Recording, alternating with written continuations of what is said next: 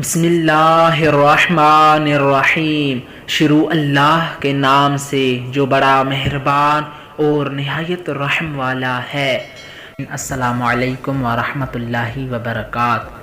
حضرت امام جعفر صادق علیہ السلام نے فرمایا کہ جو شخص کسی مومن کے جنازے کے ساتھ دفن تک رہے گا تو اللہ تعالی قیامت کے دن 70 فرشتے اس کے لیے مقرر فرمائے گا کہ قبر سے لے کر مقام حساب تک اس کے ساتھ رہیں اور اس کے لیے طلب مغفرت کریں۔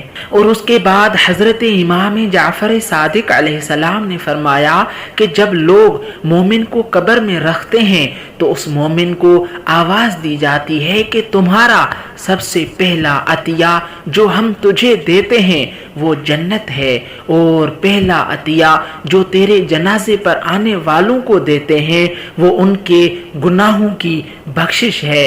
اور اس کے بعد حضرت امام جعفر صادق علیہ السلام نے فرمایا کہ جو شخص جنازے کو ایک طرف کندھا دے اس کے 25 گناہ بخشے جاتے ہیں، اور اگر چاروں طرف کندھا دے تو سب گناہ بخشے جاتے ہیں۔ اور بہتر صورت یہ ہے کہ اول میت کی داہنی جانب اگلا سر جو جنازے کا بایاں پہلو ہے داہنے کندھے پر لے، اور پھر پچھلے سرے کو دائنا کندھا دے۔ اس کے بعد میت کی بائیں جانب کا پچھلا سرا بائیں کندھے پر اٹھائے، پھر بائیں جانب کا اگلا سرا بائیں کندھے پر اٹھائے۔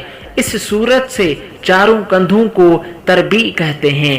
اگر مقرر تربیع کرنا چاہے تو جنازے کے آگے ہو کر نہ نکلے بلکہ جنازے کے پیچھے سے لوٹ کر اسی طرح تربیع بجا لائے، اور بہتر یہ ہے کہ راستہ چلنے میں جنازے کے پیچھے پیچھے چلیں یا جنازے کے پہلو میں چلیں اور آگے ہو کر نہ چلیں۔ اس ویڈیو بنانے کا میرا مقصد صرف یہ تھا کہ آپ دوستوں کو مومن کے جنازے کے ساتھ چلنا یا مومن کے جنازے کو اٹھانا یا دفن کرنا یا اس کے ساتھ تشییع میت کرنا اس کا کیا فائدہ ہے، اس فائدے کو آپ کے سامنے ظاہر کرنا تھا۔ والسلام علیکم ورحمۃ اللہ وبرکاتہ۔